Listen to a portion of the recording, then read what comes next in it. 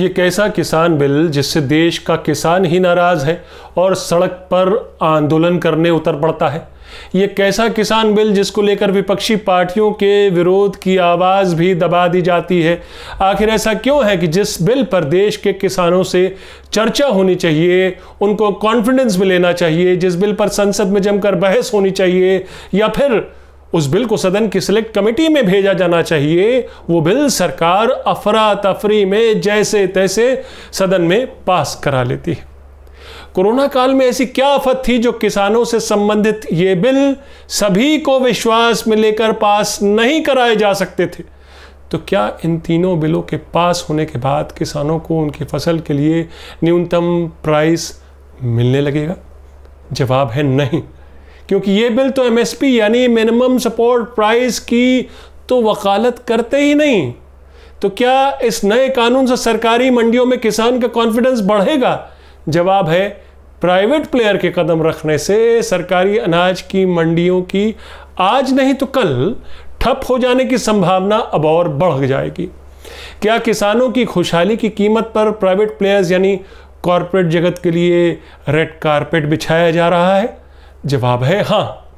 अडानी और Godrej, Rallis India, JK industries, कई private player already farm sector में अपना बिजनेस जमा चुके हैं, फैला रहे हैं। क्या वाकई ये बिल किसानों की किस्मत बदल देगा? क्या ये वाकई क्रांतिकारी कदम है जैसा कि प्रधानमंत्री नरेंद्र मोदी भी दावा कर रहे हैं? ये तो आने वाला वक्त ही बताएगा, मगर किसानों के मौजूदा गुस्से को देखकर ये नहीं लगता कि सरकार के मन में किसानों के हितों की रक्षा सर्वोपरि थी, टॉप मोस्ट थी। नमस्कार, मैं हूं आपका न्यूज़ बाज प्रभात शुंगलू। मेरा आज का सवाल, क्या किसान बिल से किसानों का फायदा होगा? अपने जवाब हाँ या ना में जरूर दीजिएगा। किसान बिल पास कराने से एक दिन पहले बीजेपी की सबसे पुरानी सहयोगी अकाली दल, उस पार्टी की इकलौती मंत्री हरसिमरत कौर बादल इन दो बिलों पर अपनी नाराजगी जताते हुए और उस संशोधन बिल पर भी अपनी नाराजगी जताते हुए मोदी मंत्रिमंडल से इस्तीफा दे देती हैं। पर मोदी सरकार अपने इरादे से टस से मस नहीं होती। सरकार तो आरएसएस की आपत्तियों को भी खारिज करते हुए बिल को पास करा लेती है। आरएसएस का भारतीय किसान संघ चाहता था कि इस बिल पर चर्चा हो, किसानों की न्यूनतम प्राइस की मांग को इस बिल में शामिल किया जाए, लेकिन मोदी सरकार ने आरएसएस की भी नहीं सुनी। तो सवाल यह कि इस बिल को पास कराने की इतनी हड़बड़ाहट क्यों? मोदी जी के मन की बात को आगे अच्छी तरह समझेंगे। लेकिन मोदी सरकार के पिछले 6 सालों के कामकाज को देखें तो दो पैटर्न बड़े साफ तौर पर उभरते हैं। पहला पैटर्न, और उसके तहत आपने देखा होगा कि कैसे देश में अगर कश्मीर से लेकर चीन तक समस्याएं हैं तो उसका कारण नेहरू है। करप्शन से लेकर आतंकवाद, इन सभी समस्याओं की जो जड़ है वो कांग्रेस है। अब दूसरा पैटर्न, और वो ये कि देश हित में सिर्फ एक आदमी सोचता है, जिसका नाम है नरेंद्र मोदी। डीमोनेटाइजेशन से मोदी जी ने करप्शन और आतंकवाद दोनों एक झटके से खत्म कर दिया। धारा 370 हटाकर कश्मीर समस्या हल कर दी। ताली थाली बजवाकर पूरे देश से कोरोना को तड़ी पार कर दिया, भाग गया कोरोना। पब्लिक सेक्टर कंपनियों को बेचने की प्रक्रिया जारी है और ये ब्रिलियंट आइडिया देश में चारों तरफ खुशहाली स्थापित कर चुका है।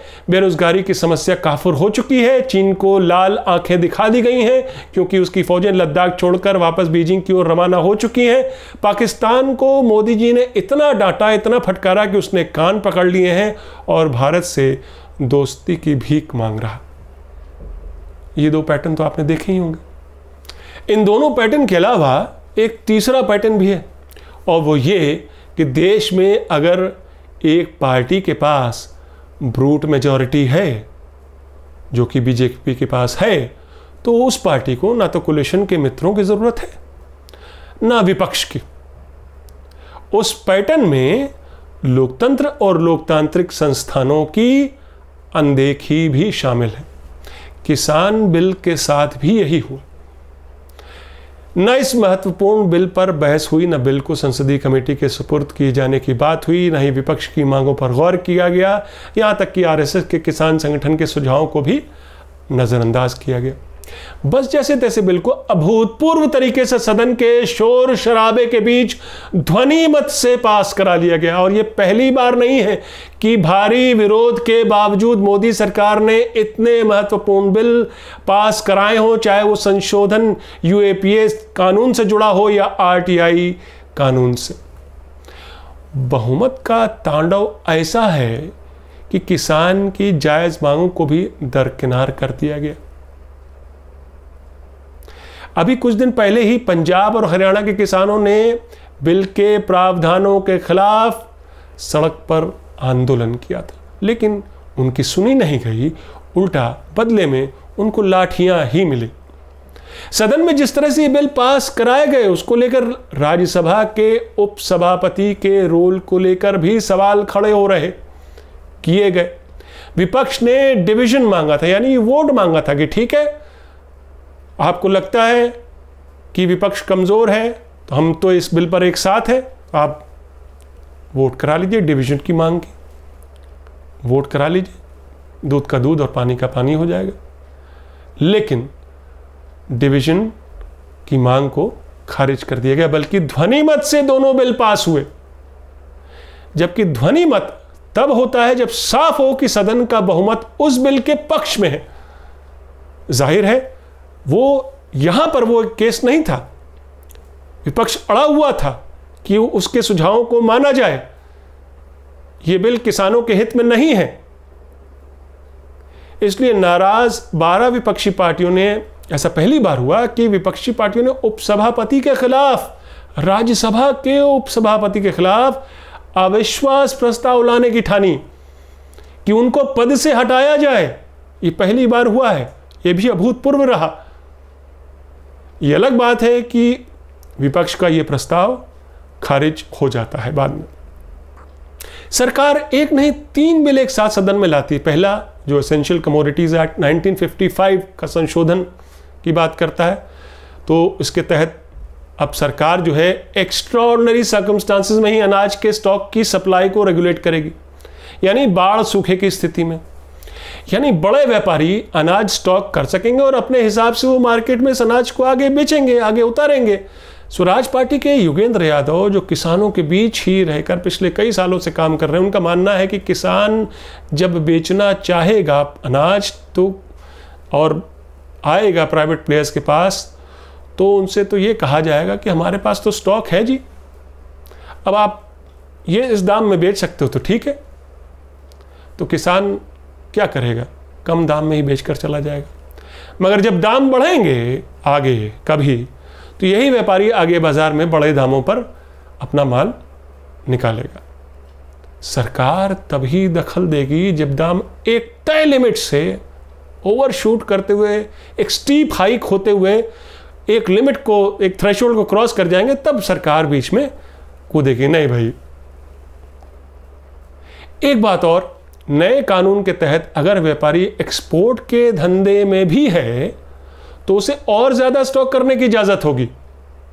इसलिए एक तबके में यह बात उठ रही कि केवल कॉरपोरेट कंपनियों को फायदा पहुंचाने के लिए ही यह कानून पास कराया गया है, किसानों के हित के लिए नहीं।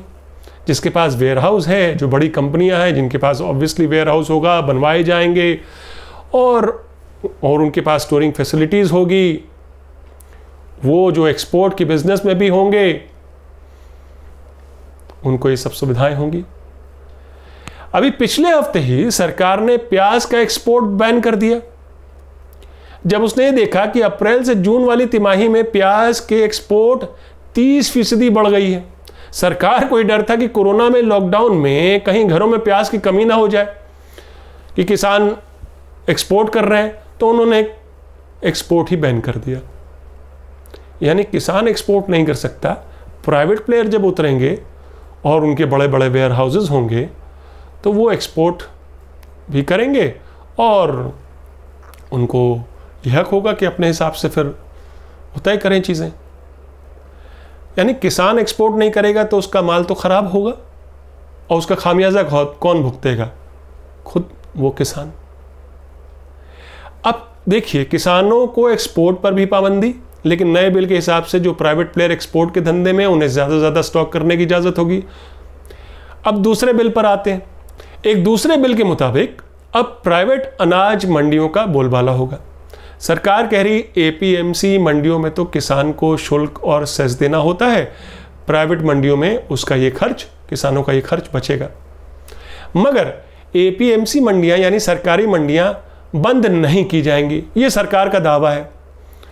और सरकार ये कह रही कि इस तरह का कोई भी डर आपको नहीं पालना चाहिए कि एपीएमसी सरकारी मंडियां जो है वो बंद हो जाएंगी, आप सरकारी मंडियों में भी अपना अनाज बेच सकते हैं। लेकिन योगेंद्र यादव का कहना है कि डर इसी बात का है, जैसे प्राइवेट कुरियर के आने से आज से 20-22 साल पहले पीएनटी विभाग के डाकखाने के लगभग वो जो कुरियर सर्विसेज वो लगभग बंद सी हो गई थी, वैसे ही सरकारी मंडियों का अस्तित्व ही कम हो जाएगा एक बार जब प्राइवेट प्लेयर्स, प्राइवेट मंडियां आ गई और एक दिन सरकारी मंडियां बंद हो जाएंगी, ताला लग जाएगा उन पर। तो कई किसान संगठन और आरएसएस से जुड़े किसान संगठन भी चाहते थे कि बिल में ये प्रावधान होना चाहिए कि प्राइवेट प्लेयर्स भी न्यूनतम सपोर्ट प्राइस से कम में अनाज नहीं खरीदेंगे, लेकिन सरकार ने ऐसा नहीं किया। ऐसा नहीं कि आज भी किसानों को एमएसपी मिल रहा है, नहीं मिल रहा है, और आधे दामों पर किसान अपनी फसल, अपना अनाज बेचने को आज भी मजबूर है। सही बात तो यह है कि सरकारी अनाज मंडियों की भी कमी है, यानी जब अनाज मंडियों को बढ़ाना चाहिए, सरकारी अनाज मंडियों को बढ़ाना चाहिए, किसानों के हितों के लिए एमएसपी का रूल स्ट्रिक्टली एनफोर्स करना चाहिए, मगर बिल में, इन दोनों बिल में ये दोनों चीजें गायब है। यानी प्राइवेट प्लेयर अपने हिसाब से मार्केट रेट तय करेगा, किसान नहीं, या मतलब उस किसान की मजबूरी का फायदा भी उठा सकता है। जब आज ही किसानों को एमएसपी नहीं मिल पा रहा है और कम दामों में बेचने को आज भी मजबूर हैं, तो जब प्राइवेट प्लेयर्स जब आ जाएंगे तो मनमानी किसकी चलेगी? इस पे कोई रॉकेट साइंस तो समझने की जरूरत है नहीं। यानी एक किसान की एमएसपी को लेकर, मिनिमम सपोर्ट प्राइस को लेकर जद्दोजहद जारी रहेगी। सरकार दावा कर रही कि किसानों को बेहतर दाम मिलेंगे और उनकी माली हालत सुधरेगी। अभी कुछ दिनों में खरीफ की फसल मंडियों में आ जाएगी, वहीं सरकार की नए कानून का टेस्ट होगा। अगर एपीएमसी मंडियों में 25% या उससे कम अनाज पहुंचता है, इसका मतलब प्राइवेट मंडियों में अनाज जा रहा है। अब वहां पे क्या होता है आने वाले समय में पता लगेगा। लेकिन सवाल ज्यों का त्यों है, क्या किसान को उसकी फसल का सही दाम मिल पाएगा? मेरा आज का सवाल मैं फिर दोहराता हूं, क्या किसान बिल से किसानों को फायदा होगा? अपने जवाब हाँ या ना में जरूर दीजिएगा। तो ये थी आज की न्यूज़बाजी। फिर मिलेंगे एक नई न्यूज़बाजी के साथ, तब तक के लिए नमस्कार।